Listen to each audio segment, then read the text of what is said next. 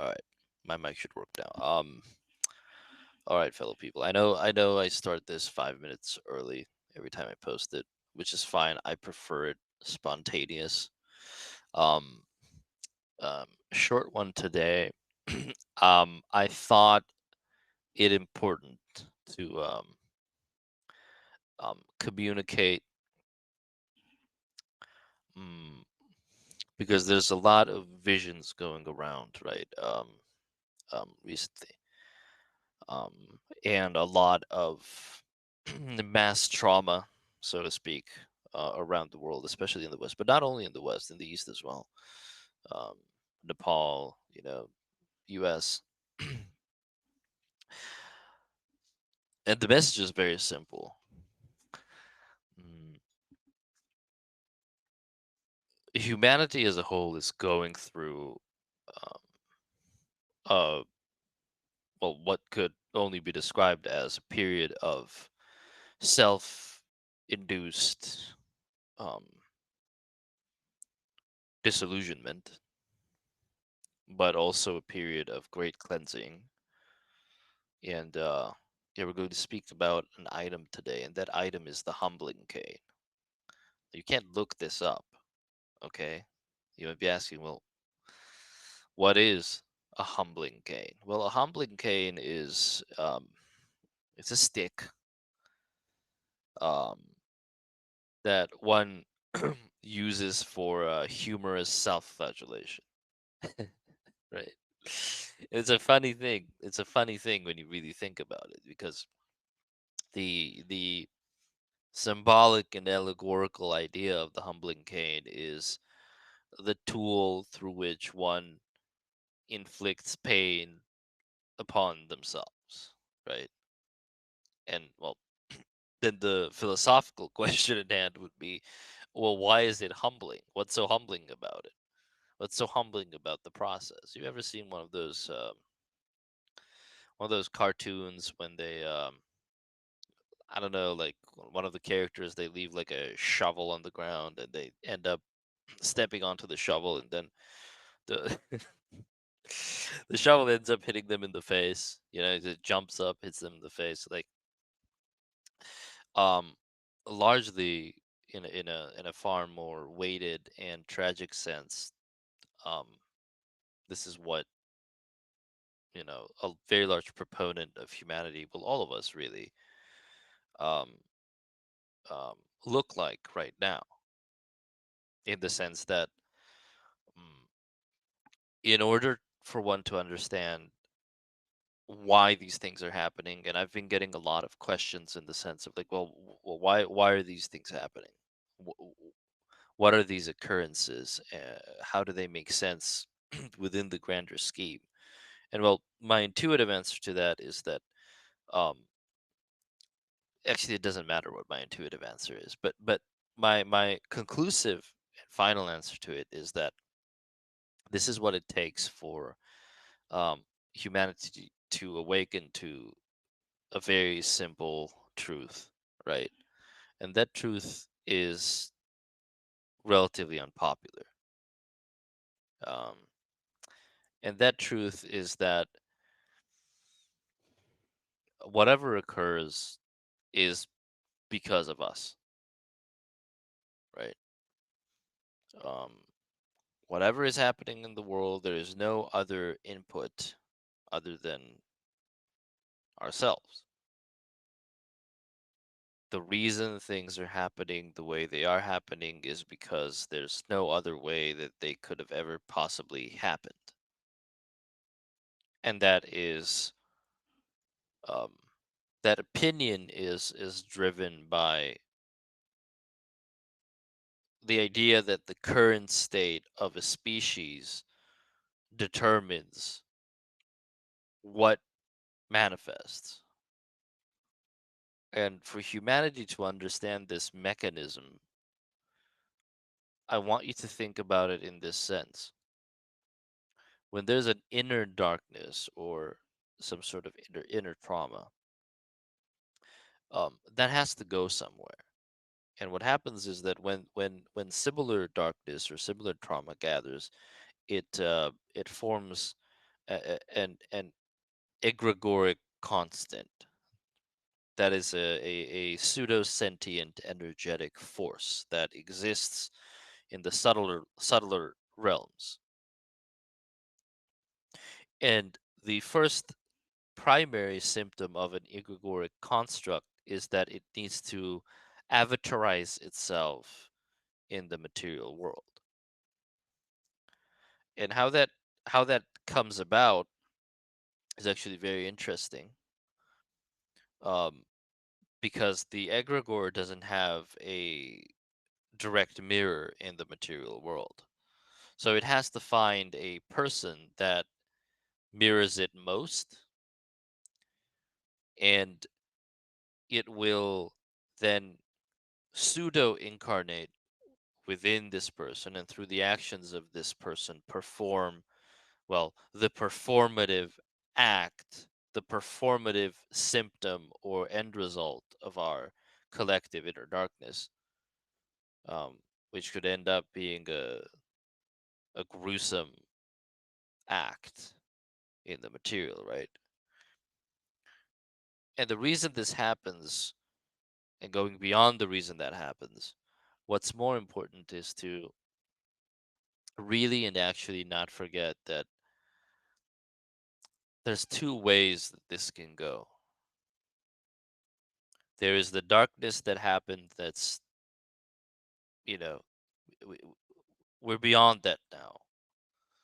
That's, you know, already put into stone, so to speak.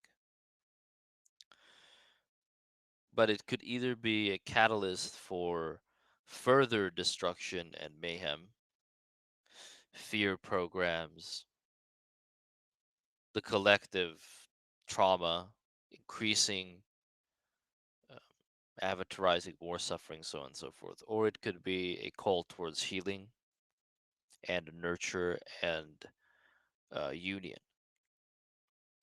Because the intended effect, and I understand if you have a certain like a degree of aggression when you hear something like this, because there's a fire burning somewhere in your heart, a very righteous one.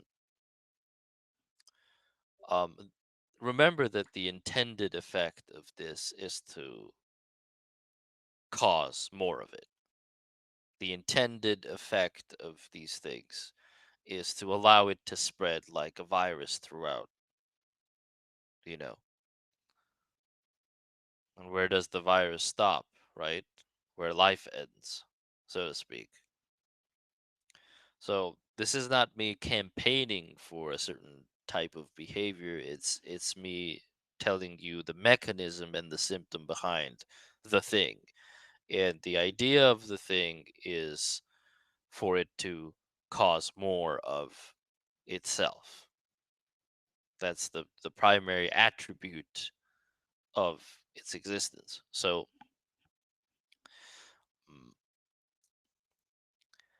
it is becoming increasingly dangerous and difficult to answer with a righteous type of love, where both strength is conveyed and one's ability to stand up for what's true is brought forth. Um, and we're walking a very thin line between that and all out hatred and rage, right? We've been here before, believe me. You've been here before. I've been here before. Why we say build your spaceship, make your immediate surroundings a better place, is because that's what's important. That's what shapes the larger whole. The larger whole isn't out there somewhere in the world in the consensus reality, or what we call the consensus reality. The larger whole is you. It's here. It's us.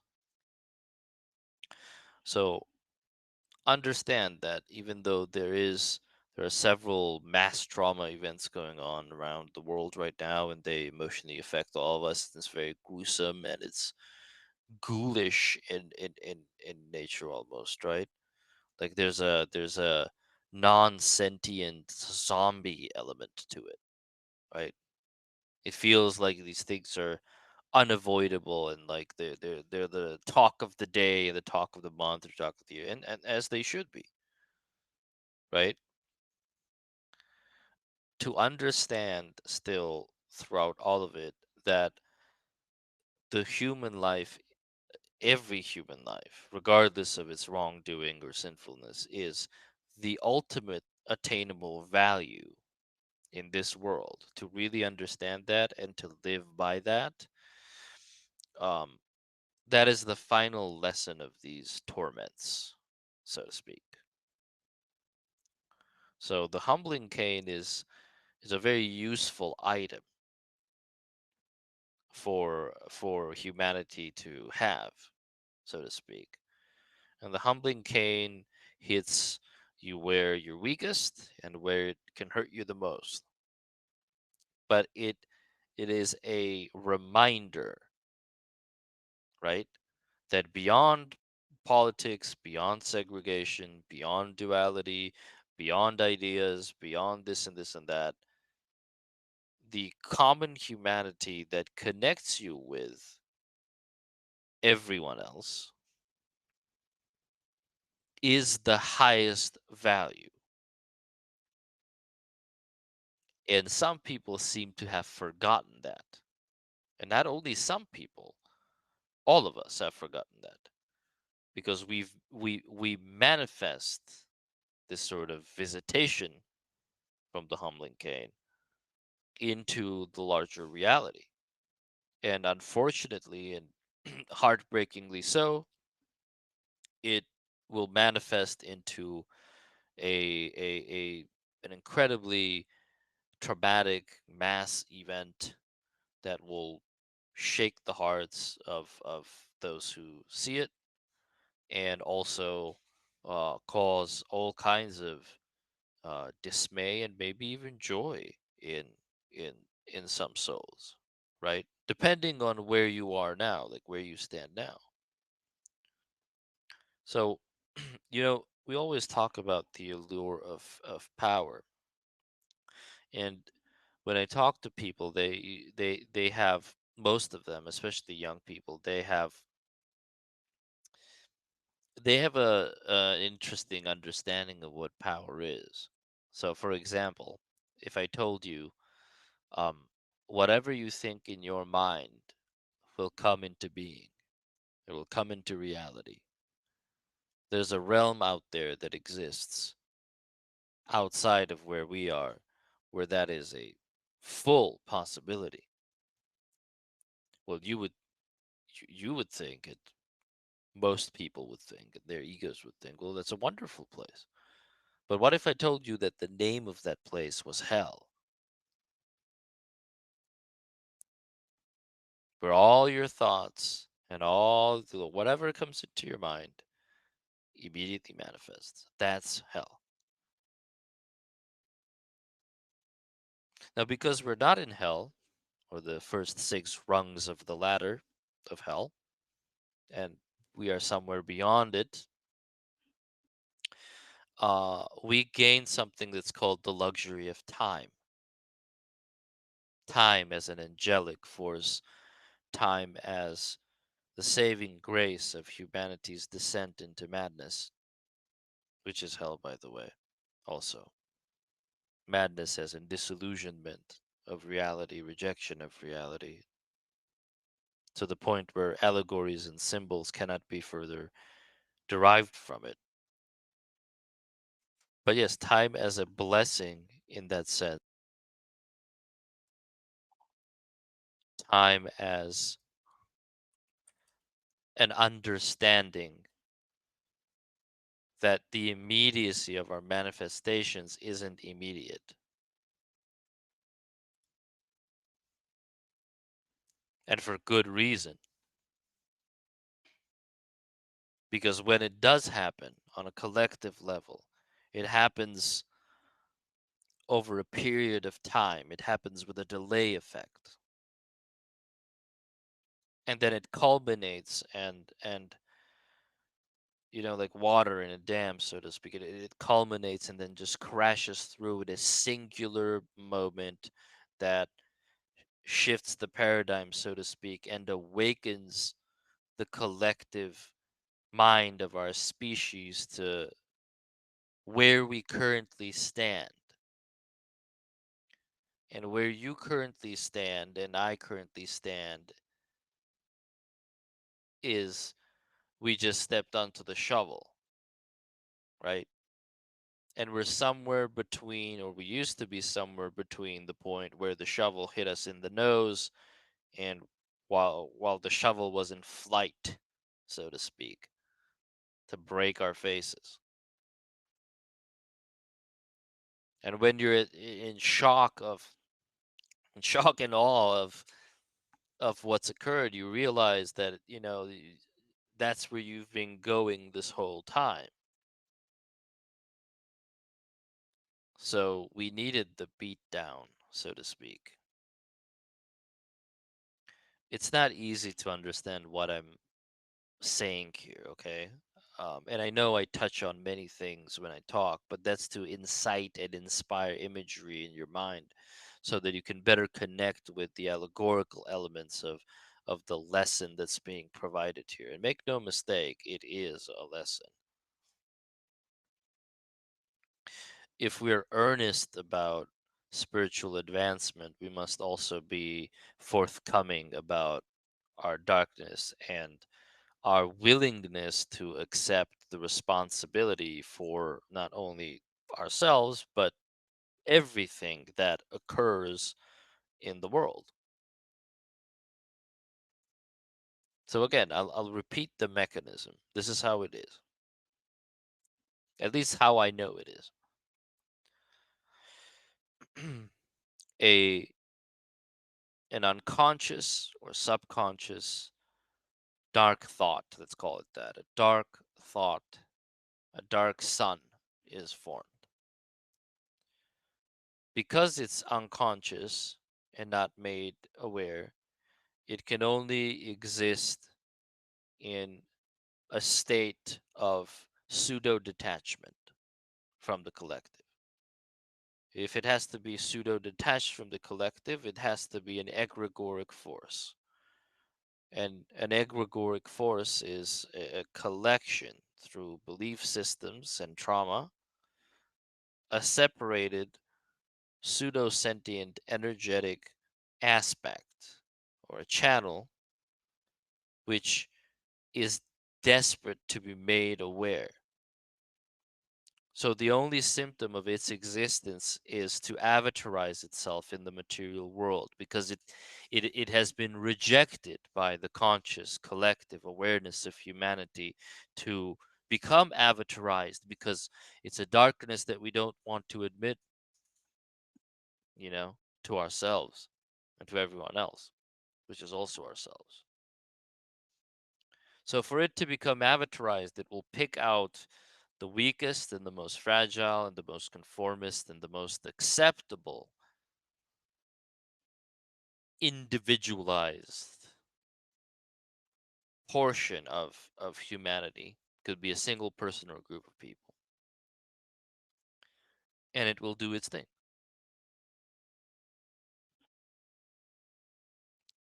Now the mechanism, the material, the physical mechanism might be different, the story and the narrative or the scenario might be different, but ultimately from a higher standpoint, I'm not telling you how it works. I'm trying to convey to you why. And the why is very interesting because when these paradigm shifting moments happen, um, the first and initial action or reaction is always that it's a new low that you've descended into, right? How silly of us, so to speak. But at the same time, you need to, once you hit a wall, you need to redirect yourself, right? You can't just like sit around mope about, right? So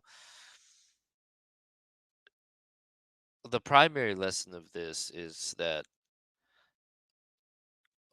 we are all human beings,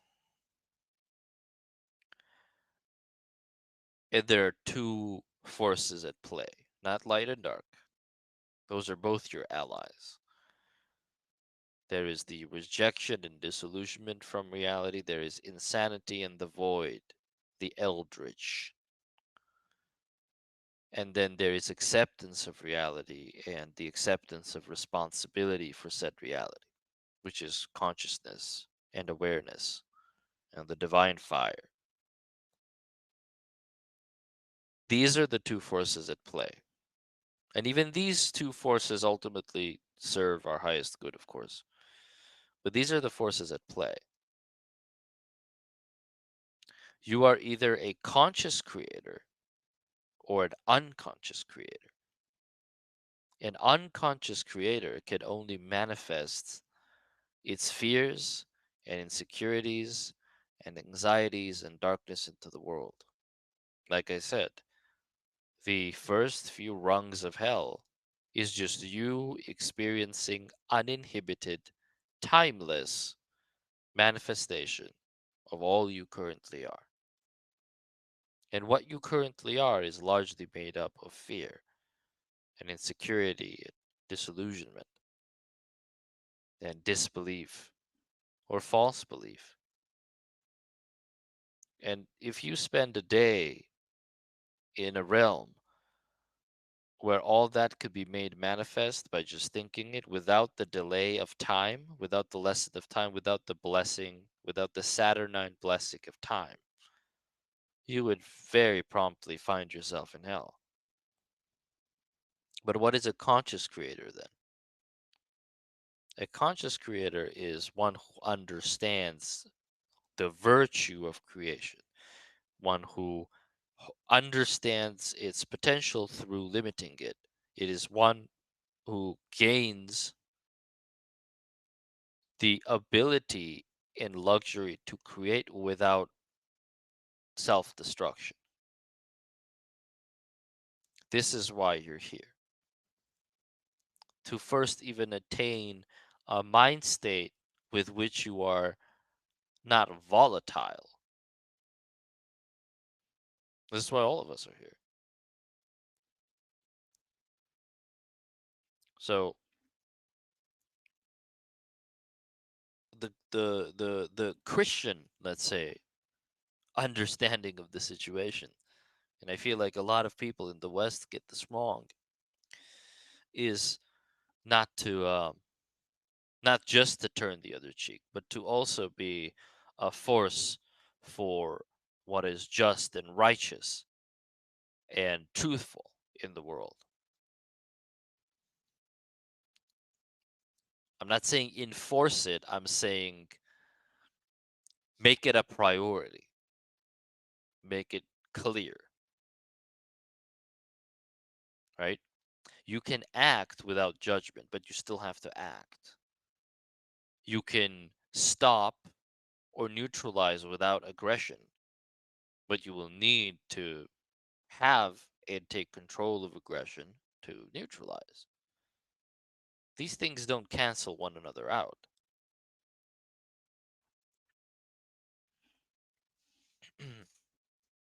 You can work with darkness and you can work for justice and righteousness, but without mercy, there is no such thing as divine justice. It's a decision. What form the justice takes is a decision. And it's a decision made within the heart of each man, woman, and child as they are delivering it. And I am telling you, without mercy, there is no such thing as righteousness. The end result of that will only be suffering and further torment. While, let's say,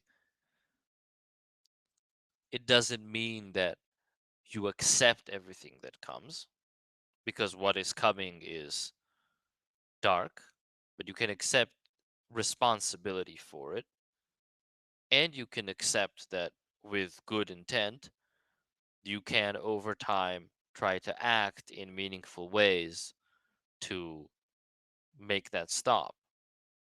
But the moment you depart from mercy, and the moment you depart from the ideal that every single human life is a mirror copy of everything that is divine about this our world, the moment you create a they or a them, and the moment you create an us, that type of dynamic is the moment you fragment the mirror of your consciousness over and over and over and over again.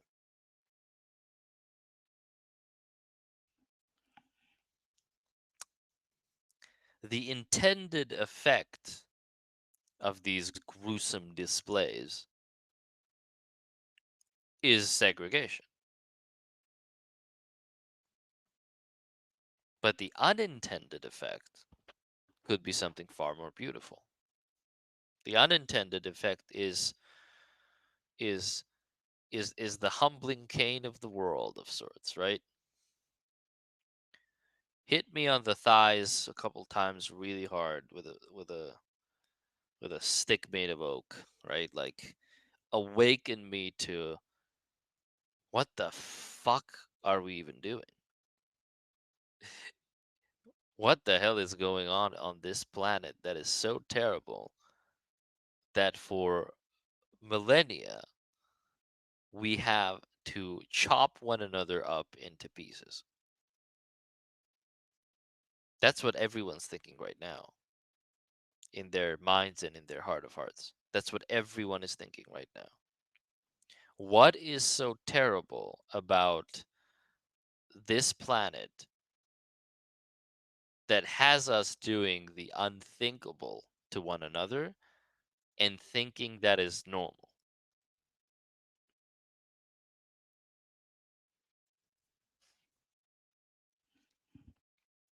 So if you get that, understand that self restraint is an important element of the lesson. If you allow the tide to just wash you over and for the current to take you where it's leading or what it's leading to, you're just gonna crash into something before the water settles again. The end goal, regardless of what comes, has to be has to be inspired by a desire to change, but it has to be within the context of mercy. I know that sounds a little bit abstract, but it will make sense over the coming days, hopefully. Sometimes you need a slap back into reality. And the slap back into reality is this. Um, when trauma and darkness is unaddressed, um, people die. And a lot of people are dying on this planet today.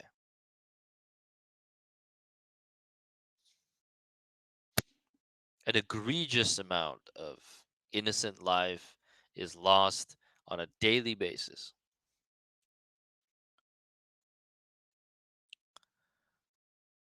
And that's happening because the intended effect of these narratives and these events, which is segregation, has largely worked.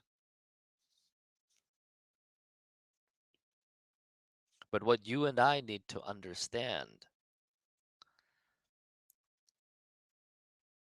is that the moment you accept the war is the moment you become its victims. Right? Like there's no victor in any war.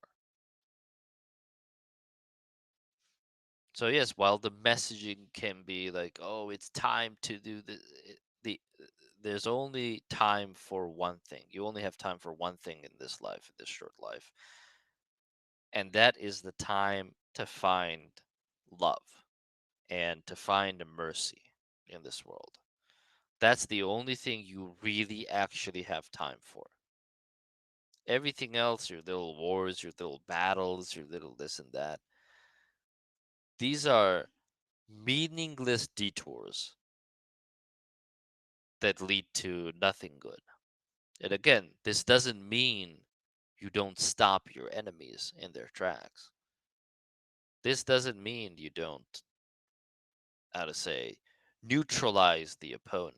This doesn't mean to allow these things to happen. What this means is to conduct oneself in a manner where you don't step onto another fucking shovel and just end up hurting yourself.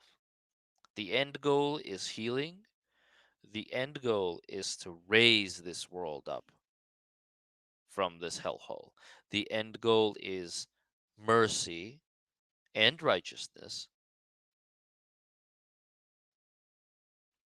That's the end goal.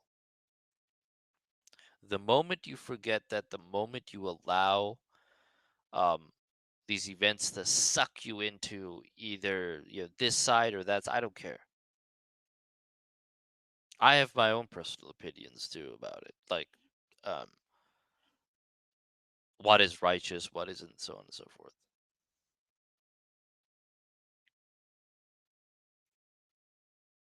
But when the clash, like when an ideological clash occurs, it really stops the matter there, right?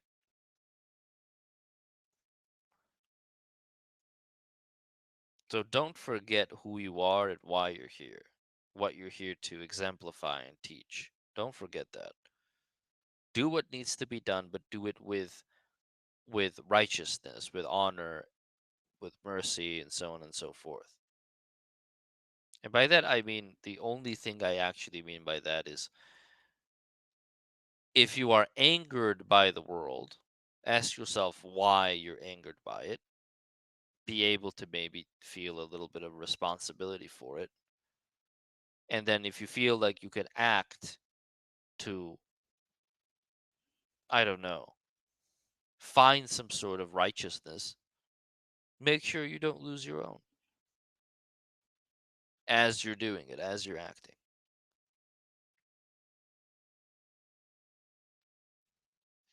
Yeah, that's the message.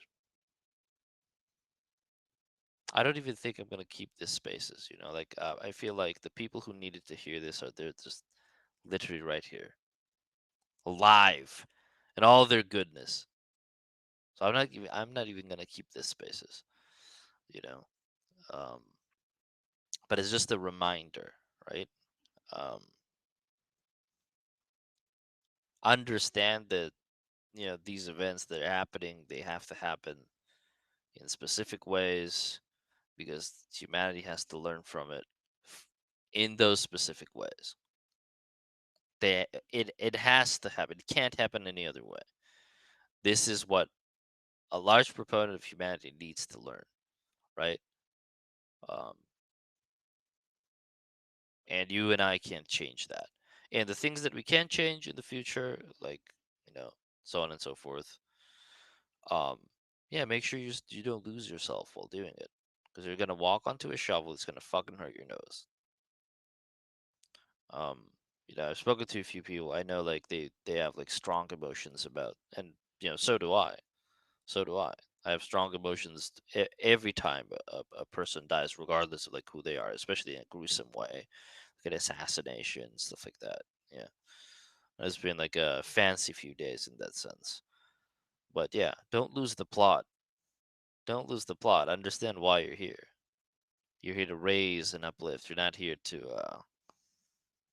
you know, follow the tide and crash into something for no reason. You're here to uplift. If someone attacks you on the street, you disarm them. You put them on your ass, on their ass, right? But you don't go about beating their face into the ground after you have neutralized them. Understand that the end goal is mercy and justice, fueled by higher inspiration and fueled by divinity and mercy, right? Like, um, because in like why evil does what it does is because it wants to tempt you to let go of that to become it, right? That's what it tries to do. All you could answer with is action, not fueled by emotion, cold-blooded mind. Neutralize, put him down, no longer a threat. That's it. You win. In any other case, you lose.